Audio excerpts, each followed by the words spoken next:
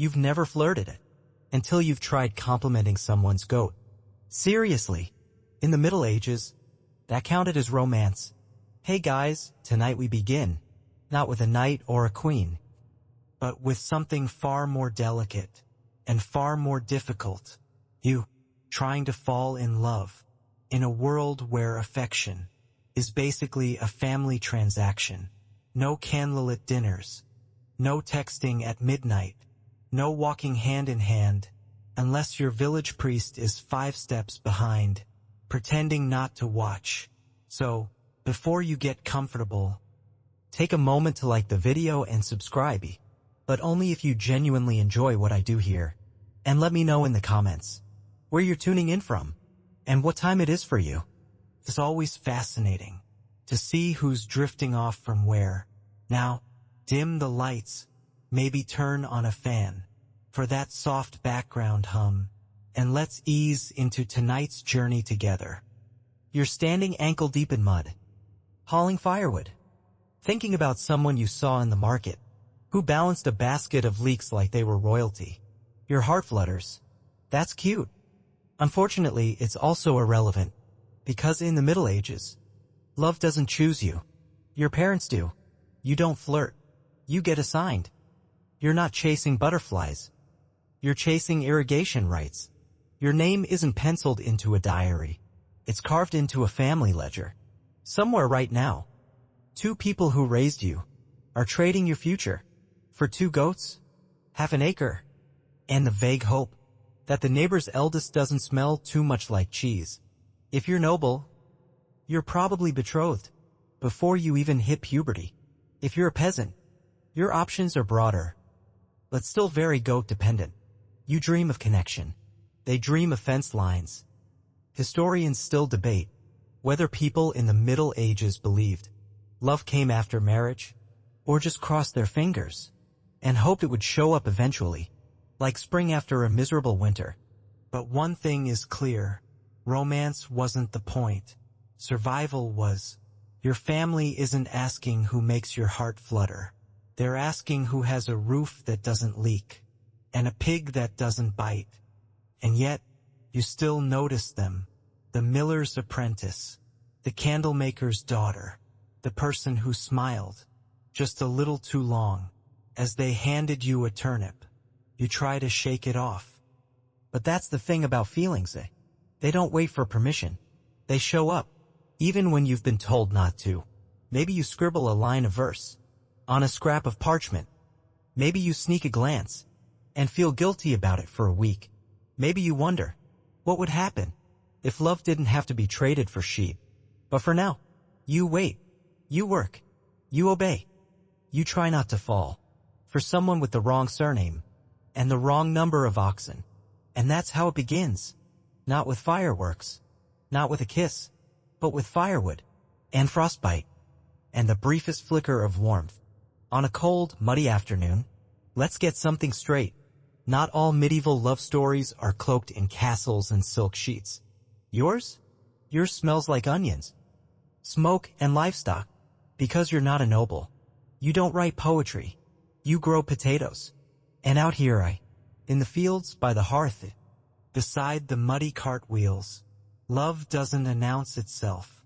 It slips in quietly between shared chores and stolen glances as you trade salted fish for turnips and try not to stare too long at someone's forearms. There's no ball to attend, no embroidery circle full of secret admirers. There's just life. Hard, practical life. And somehow, despite it all, the tiniest space for something tender. Among peasants, marriage isn't about falling in love. It's about surviving the next frost. You don't marry for romance. You marry for extra hands at harvest. You're looking for someone who knows how to thatch a roof, dig a trench, and keep a fire going during childbirth. Attraction? That's a bonus. You judge someone's character by how well they stack firewood, how evenly they bake bread, how calmly they deal with sick pigs, and if they're nice to their younger siblings. That's basically a marriage proposal. Your courtship ritual is simple. You show up. You help out. You don't smell terrible. Sometimes that's enough. And sometimes, it starts with the most unexpected thing. A shared chore. They help you load hay onto a cart. You offer them the better half of your bread. You talk about the weather. And it actually means something. There's no dramatic confession. Just weeks, maybe months, of slowly noticing one another until the families start to talk. Not about love, of course. About dowries. About work ethic. About whether your goats are well behaved. Historians agree that among peasants, love often grew slowly, not as a spark, but as a quiet fire, fed over time by familiarity and shared effort. Now let's go uphill for a moment, to the nobility, where everything is polished, and everyone is watching. Love up there? Not just rare, it's dangerous.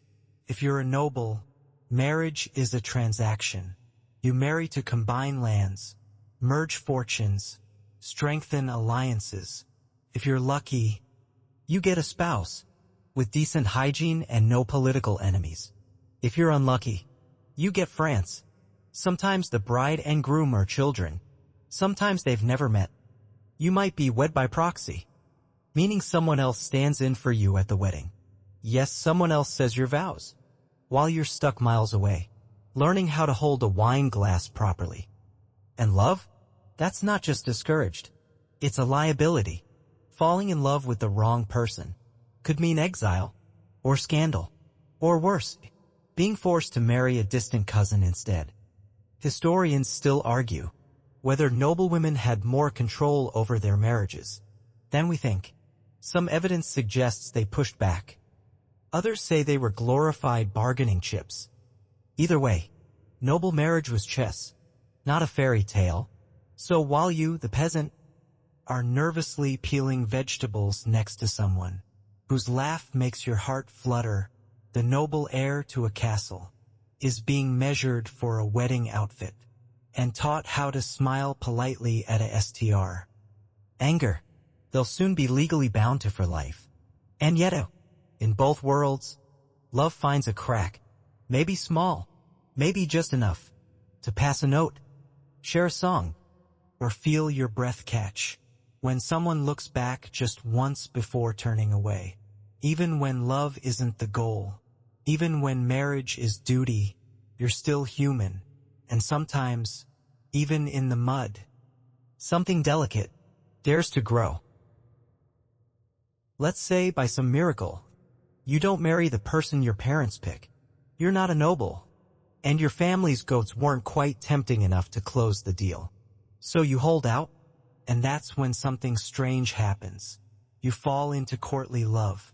It sounds beautiful, elegant, poetic. It's also utterly impractical, because courtly love isn't about marriage. It's not even about touching. It's about longing. Epic, exhausting, dramatic longing. You're in love with someone you cannot have, usually because they're married, or far above your station, or both. So what do? You write them poems. You send them songs. You stare at them from across the great hall while pretending to be deeply interested in your stew. This kind of love is more performance than partnership. It's the medieval equivalent of a slow burn drama.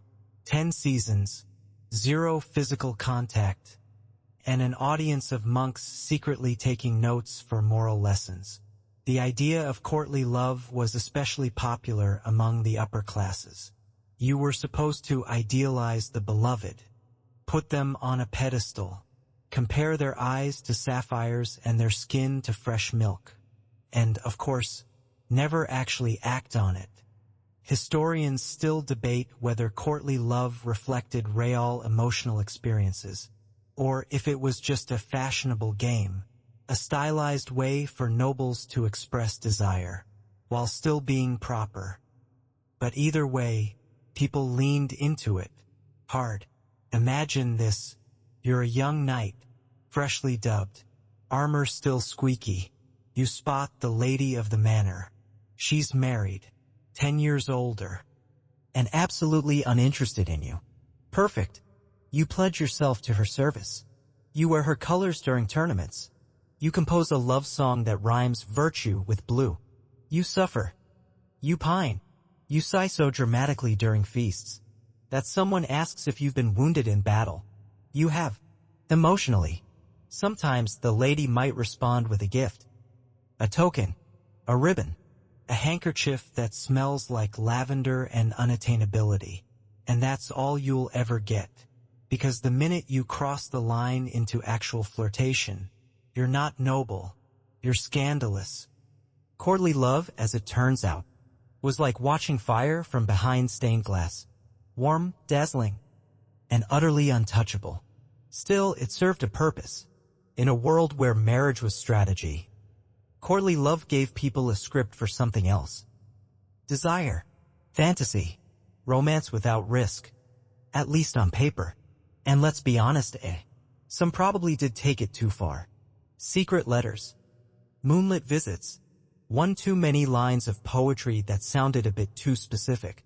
But officially, it was all chaste, respectful, hopeless, which, let's face it, makes it kind of perfect for bedtime. You lie in your cold chamber, under scratchy blankets, wondering if they'll remember you at Mass tomorrow. Probably not, but that's okay.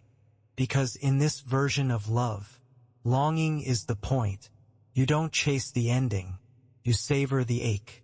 And in the quiet, with no witnesses, you let yourself believe that maybe, just maybe, they sighed when they saw you too. Now, let's say things have progressed. There's someone. They smile at you at market. They return your greetings with just enough hesitation to mean something. You're ready to take the next step. Except, you're not alone. You never were. Because in the Middle Ages, love is a team sport, and the team includes your parents, the priest, your nosy neighbor, and sometimes even a designated chaperone with the emotional range of a boiled potato. You think you're sneaking a glance? Someone sees it. You brush fingers in the courtyard. Someone clears their throat. Loudly, welcome to the world of medieval surveillance, where every whisper is an event, and every event is discussed over cabbage stew by everyone in town. In cities, larger households had servants and companions who shadowed young women constantly. In small villages, gossip served the same role, a network of wagging tongues and sharp eyes, more effective than any CCTV system. And if you were noble, forget privacy. You didn't walk down a hallway without a witness. You didn't read a letter without it being held up to candlelight for signs of wax tampering. One slip, and your virtue was in question. Your family's reputation? Wobbly. Your chances of marriage? Slipping. Even the church got involved. Priests delivered sermons warning against lust, temptation, and rather unhelpfully smiling too much. There were actual rules about who could speak to whom, and for how long. Chaperones enforced these rules like they were guarding royal treasure. A boy brings you a flower? The chaperone notes the species, the time of day, and whether it looked freshly picked. And sure, maybe you find ways around it. You meet by accident at the well. You exchange baskets in the market, with fingers that linger a second too long. You write a note, folded just so, and hope the wind doesn't carry it to your aunt instead. Historians still argue how common secret courtships really were. Some say they were rare and risky. Others believe they were widespread and just impressively well hidden. But even with the danger, young lovers still tried. Because what's romance? Without a little defiance? You didn't need words, just a glance, a borrowed ribbon, or a pause that said more than any poem. Sometimes love meant speaking in code. A hand on a book might mean, I'm thinking of you. A dropped glove, I want to see you again. A tune hummed softly at the window, I'm waiting. The clever ones turned entire villages into love letters. Still, it wasn't all sweet rebellion. Getting caught had consequences. For noble women, it could mean being sent to a convent. For peasants, it could mean a forced marriage, or worse, public shame, carried like a scarlet thread through every glance. And yet, you do it anyway, You wait in the chapel a little longer, hoping they pass through. You sit near the edge of the harvest feast, just to hear their voice carried by the breeze. You memorize the sound of their footsteps, the way they adjust their sleeves, the way their eyes pause on yours, for half a breath too long. It's subtle, soft, dangerous. But in a world where love is patrolled, every secret moment feels sacred. You're lucky. You've managed to exchange more than glances. A word here, a scrap of parchment there, and now you have something, a keepsake. It's not much, a braid of hair, a dried flower tucked into your sleeve, a ribbon they used once, now hidden in your pillow seam. In the Middle Ages, love couldn't always be spoken aloud, but it could be stored, pressed between pages, stitched into collars, carried like armor beneath your clothes. Tokens were everything. Physical proof that something had happened between two souls in a world that tried its hardest to pretend otherwise. You don't have photographs, no voice messages, no perfume ads to sniff longingly in a market stall. You have ink, wax, cloth, and memory. You write letters. Bad ones, probably. Spelling was optional. Grammar? Creative. But that wasn't the point. The point was that you cared enough to steal time and parchment, to pour your feelings out by candlelight, praying the ink wouldn't smear before your brother barged in asking for soup. And when you're the one receiving, you don't just read, you study the curve of each letter, the pressure in the strokes, the way they signed your name, formal, playful, slightly smudged. Historians still debate how widespread letter writing was among non-nobles. Some say it was rare. Others point to surviving examples, for merchants, apprentices, and even farmers, who scribbled on whatever scraps they could find. What we know for sure is that people tried. They found a way. Wax seals, folded corners, hidden messages tucked inside the most boring trade receipts. Some letters were burned after reading. Some kept in secret boxes, buried in floorboards, or sewn into linings. And the tokens? They had meaning. A glove wasn't just for warmth. It said, I touched this. Now you carry me. A carved piece of wood said, I spent time shaping this. Now think of me when I'm gone. Sometimes lovers exchanged religious items. A prayer bead. A scrap of cloth from a pilgrimage, blending affection and faith, as if to say, God's watching, but he understands. Quirky fact? In some parts of Europe, young women would give their lovers a pickle as a token of affection. Why? No one really knows. Historians suspect it had something to do with fertility and farming. But still, imagine unwrapping that with a tender smile. These keepsakes weren't showy. They weren't meant for display. They were hidden, and perhaps that's what made them precious. You'd clutch that ribbon before heading to the fields, or reread the letter until the ink started to fade. You'd keep that splinter of wood tucked inside your boot, because even when your feet ached and the harvest was late, you had something, someone, and in a world so full of rules and weather and war, that little token, it was yours. Proof that even in the quiet, something had bloomed.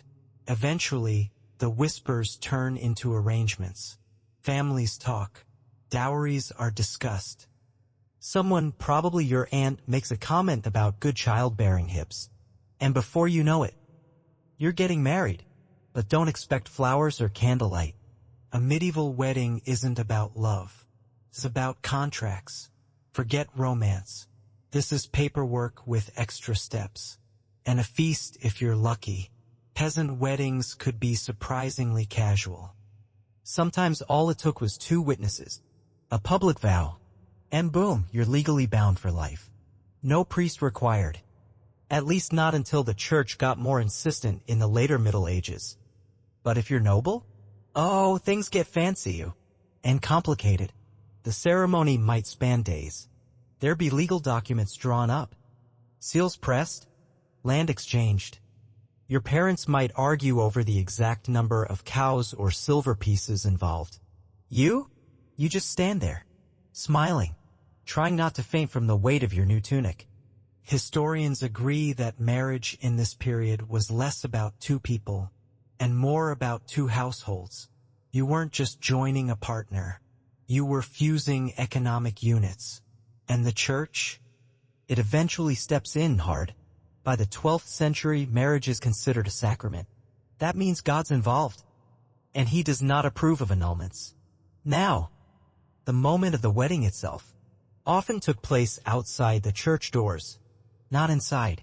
Why? Because the deal had to be public.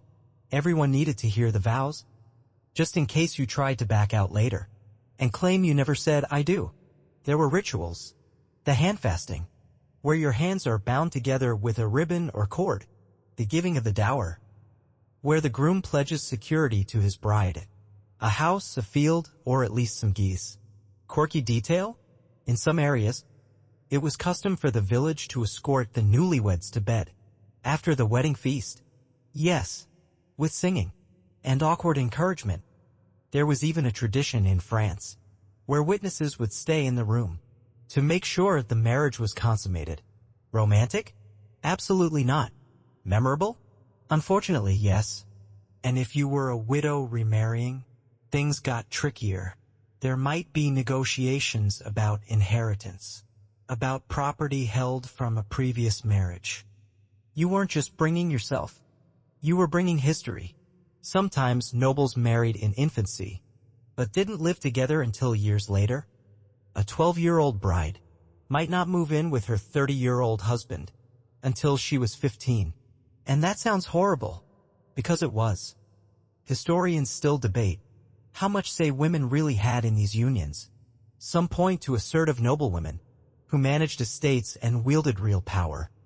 Others argue the majority were voiceless in their own lives. Still, marriage wasn't always a sentence. Some couples, once paired, actually grew fond of each other, even loved each other. You'd share work, raise children, survive winters. You'd celebrate the harvest, grieve your losses, and quietly begin to rely on one another in ways no contract could predict. And maybe, years after the feast, as you handed your spouse a warm bowl of broth on a cold morning, you'd look at them and think, this wasn't so bad. Not the wedding, not the dowry, not even the handfasting ribbon, but this moment, this shared life.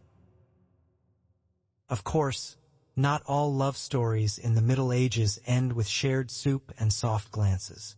Some begin with rules and end with ruin, because there were always the ones who weren't allowed to love. Not because they didn't feel it, but because the world said they shouldn't. Let's talk about forbidden love. Maybe you fall for someone above your station. A noble, a squire, a merchant's daughter with embroidered sleeves and a father who expects better. Maybe it's someone of another faith, another village, another future. Or maybe it's someone the church says you can't love because of gender, because of family ties, because of who they think you're supposed to be. There were strict boundaries, lines drawn in ink, reinforced by sermons and punishments. And if you crossed them, you paid. Run away with your lover, you might be exiled, or imprisoned, or worse, returned to your family. Shamed and shunned, with no roof and no name. Still, people did it. They met at night, in forests, by candlelight in barns. They carved initials into trees and whispered promises beneath the bells of Sunday Mass. In Italy, one bishop wrote bitterly about young fools climbing walls just to see a girl's window. He was furious, which means it happened often. In England, marriage without parental consent could still be valid, if witnessed. So some couples eloped with two friends, and a priest willing to look the other way. Historians still argue whether these clandestine marriages were common, or just romantic outliers. But the stories remain. the nun who ran off with the knight, the peasant girl who fell for her mistress's son, the widow who refused to remarry, and instead built a life with her female companion in a rented cottage by the coast. Sometimes it ended in tragedy, like the nobleman executed for seducing a bishop's niece, or the shepherd's son flogged for writing love poems to a married merchant. And sometimes, just sometimes, they got away with it, lived quietly, raised bees, told everyone they were cousins. Because forbidden love doesn't always end in fire. Sometimes it ends in silence, a silence filled with meaning, with defiance. There were even moments when the church's grip loosened, when a local priest turned a blind eye, when a village decided to protect their lovers instead of report them. In those moments, love became resistance. A whispered, "I love you," was more than emotion. It was a rebellion. And in a world where everything was expected to follow order, lineage, labor, law, that was rare. That was bold. Quirky historical tidbit. In 14th century France, lovers would sometimes send gifts inside hollowed-out loaves of bread. It was brilliant. Also, it confused the household dogs endlessly. Even in the face of punishment, people kept finding ways. Because while rules could be carved in stone, hearts never read Latin. And in a world full of should-nots, there were always the quiet voices saying, "But what if? Time passes. You've married. Or maybe you haven't. Maybe the love you dreamed of never came. Or came and left too soon." Because now we arrive at the quiet side of love. The side that lives in the after. After the vows. After the passion. After the loss. This is where you learn what it means to carry love through the weight of time. In the Middle Ages, death came early, and often. A fever, a fall, a birth that didn't go right. Any of these could leave someone widowed by 25, which means you, now, might be starting again, alone, but not quite empty, because grief in medieval times wasn't just an ending. It was a space to remember, and maybe to hope again. As a widow, your life could shift dramatically, especially if you were a woman. You might gain freedom for the first time, property in your name, control over your household. Choices, yes, choices, and with them came questions. Do you remarry? Do you keep the farm going? Do you raise your children alone? Or do you find a companion now? Someone kind, steady, who doesn't mind the grief you carry like a shawl? Historians note that many medieval widows didn't remarry. Not because they couldn't, but because they didn't want to give up that newfound independence. But some did. Some found love again quietly, maturely, without ceremony or poetry. Just two people who had known sorrow and now chose peace. There were also second marriages made for necessity, to keep land in the family, to join households, to provide for children. But even those could turn into something more, something soft, a shared laugh over a morning chore, a hand held at dusk, not fireworks, just warmth. And those who never married, they found other ways to love, through kin, through friends, through the tending of gardens, and the raising of grandchildren, and the keeping of memories in song and prayer. There's a sweetness to this part of the story, a gentleness. Love when young is loud, but in the later chapters, it learns to whisper, to sit beside you without needing to speak, to bring soup when you're tired, to mend your clothes without being asked. Quirky fact? In 15th century England, some widows would wear black for life, not out of grief, but as a quiet symbol that they had loved once, and did not intend to again. Others wore blue, a color of hope, of faith, of beginnings after endings. Even now, with wrinkles and aches and fewer teeth than you'd like, there's space for that same flutter. Someone laughs, and your chest lifts, just a little. Historians still puzzle over love in old age. How common was it? How was it expressed? The records are quiet, but the silence feels full, like there's more we're not seeing, more that was shared in looks, in habits, in long, companionable silences beside a fire. And maybe, just maybe, that's the truest form of it. No drama, no tragedy, just two people, keeping each other warm. And now, with your eyes growing heavy, let the story fade like lantern light in the distance.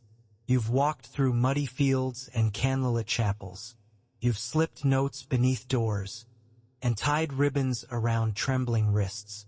You've waited in silence, loved in secret, stood beneath arches where vows were whispered and hearts quietly changed.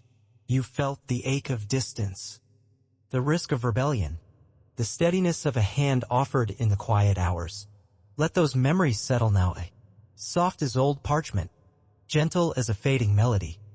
Love in the Middle Ages wasn't always grand, but it was real, messy, tender, often unspoken, but always somehow present. So as you breathe out, let the weight of history fall away. Feel the hush of straw beneath your back, the warmth of a nearby hearth, the comfort of knowing that even centuries ago, someone felt exactly like you do now. Loved, lonely, hopeful, brave. Sleep well, you secret poet of a simpler time.